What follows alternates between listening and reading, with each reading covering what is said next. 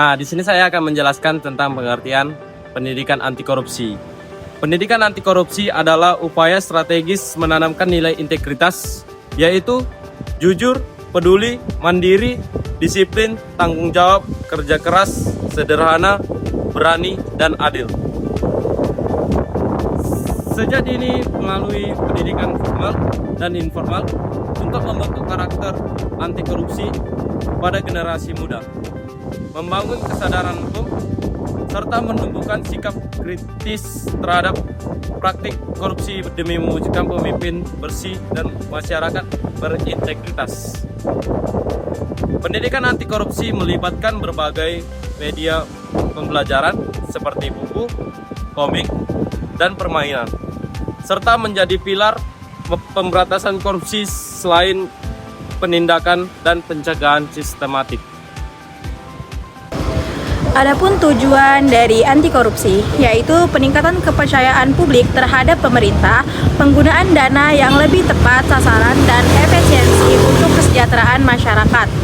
Efisiensi pembangunan yang berkelanjutan membentuk karakter yang jujur dan berintegritas pada generasi muda serta pelindungan hak asasi manusia.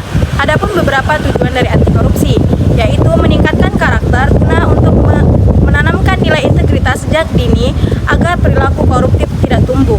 Yang kedua, meningkatkan kesadaran masyarakat untuk memberikan pemahaman tentang dampak buruk korupsi bagi diri sendiri dan negara, serta tahu hukumannya. Yang ketiga, menumbuhkan sikap kritis, yaitu melatih siswa berpikir kritis untuk mengenali dan menolak potensi praktik korupsi. Yang keempat, menciptakan pemimpin yang berintegritas, menyiapkan generasi muda menjadi pemimpin masa depan yang bersih dan dapat dipercaya. Yang kelima, membangun budaya anti korupsi guna mendorong partisipasi masyarakat dalam mencegah korupsi yang berkelanjutan. Nah, di sini saya akan menjelaskan bentuk-bentuk dari korupsi.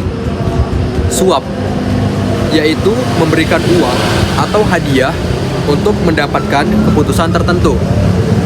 Gratifikasi ilegal, yaitu penerimaan hadiah terkait jabatan. Kemudian penggelapan keuangan negara dan manipulasi anggaran. Nepotisme, yaitu mengangkat keluarga atau kerabat dalam jabatan tanpa kompetensi dan penyalahgunaan wewenang. Kemudian penyebab korupsi. Korupsi tidak muncul tiba-tiba. Ada faktor individual, yaitu serakah, gaya hidup konsumtif, dan moral rendah. Kemudian struktural, birokrasi panjang, kontrol lemah, gaji tidak seimbang, budaya permisif. Kemudian budaya, yaitu ada pembiaraan atau anggapan semua orang juga melakukan. Kasus korupsi tata minyak Pertamina. Kasus dugaan korupsi tata kelola minyak Pertamina adalah salah satu skandal terbesar dalam sejarah industri energi Indonesia. Perkara ini melibatkan 3 lini utama Pertamina: Pertamina Patra Niaga, Pertamina International Shipping (PIS), dan Kilang Pertamina International (KPI), yang kemudian terungkap melakukan penyimpangan dalam proses pengadaan, pengelolaan hingga distribusi minyak selama kurang lebih dari 2018 sampai dengan 2025. Kasus ini bermula dari penyelewengan, penyatatan dan praktik tata niaga minyak, di mana minyak impor dan hasil pengolahan dalam negeri dikelola tidak sesuai dengan prosedur dan standar kualitasnya. Salah satu temuan terbesar dalam praktiknya, blending BBM ilegal. Minyak broktan rendah seperti Pertalite RON 90 dicampur dengan bahan tertentu untuk dijadikan seolah-olah Pertamax RON 92. Dan lebih parah lagi, blending ini dilakukan di depo, bukan di kilang seperti yang diwajibkan. Laporan administrasi dibuat seakan-akan produk tersebut benar-benar berkualitas dengan RON 92. Praktik ini bukan hanya melanggar hukum, tetapi juga berpotensi merugikan konsumen karena BBM yang disalurkan tidak sesuai dengan standar yang dibayar oleh negara dan masyarakat. Modus-modus korupsi yang terungkap, hasil dari penyidikan Kejaksaan Agung mengungkap 4 pola utama.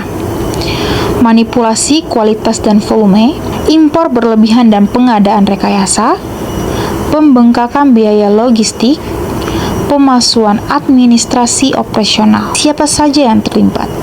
Sampai sekarang, paling sedikit hanya 9 tersangka yang ditetapkan. Semuanya terdiri dari pejabat aktif dan mantan pejabat Pertamina dan anak usaha. Pihak swasta sebagai rekan bisnis. Proses hukum masih berjalan dan jumlah tersangka diprediksi bertambah karena praktik ini diduga melibatkan struktur internal dan lebih luas daripada individu perorangan.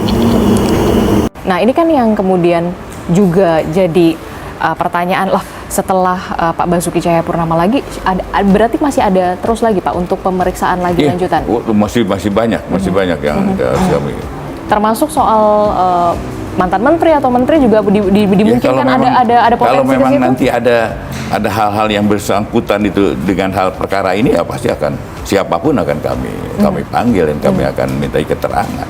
Termasuk juga soal adanya potensi penambahan tersangka dari ini kan banyak sekali loh Pak. Gini, harapan masyarakat begini, tidak hanya berhenti di 9 orang tersangka ini. Betul. Nah, ini gimana Pak? Dan saya sependapat bahwa itu tidak mungkin hanya 9 orang ini. Jadi nggak mungkin tuh ya, hanya 9 orang itu? Pasti nanti bertambah lah. Tapi tunggu dulu lah, sabar. Jadi biar kami bekerjanya sistemik gitu loh. Tidak harus nanti manggil sini, manggil ini lagi. Kan kalau agak cepat pelaksanaan.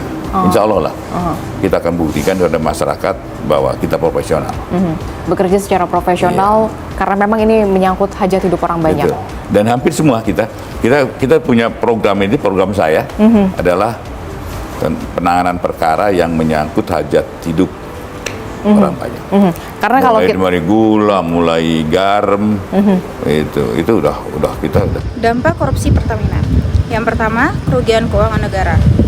Uang negara bocor triliunan rupiah sehingga dana publik untuk pendidikan, kesehatan, dan infrastruktur berkurang. Yang kedua, BBM makin mahal dan subsidi berat. Biaya operasional membengkak, membuat harga BBM naik dan subsidi semakin berat bagi pemerintah.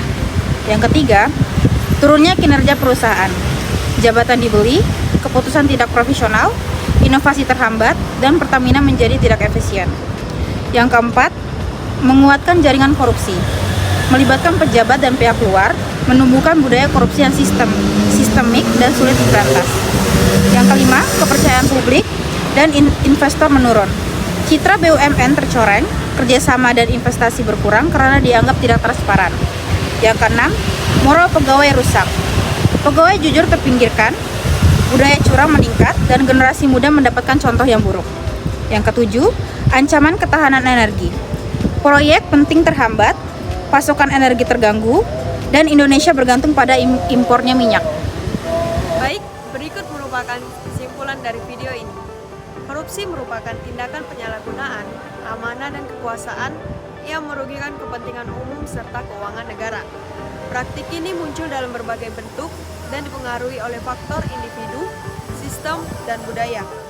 Indonesia telah memiliki dasar hukum serta lembaga yang berperan dalam pemberantasan korupsi melalui penindakan, pencegahan, dan edukasi, meskipun korupsi ini masih menjadi tantangan hingga saat ini.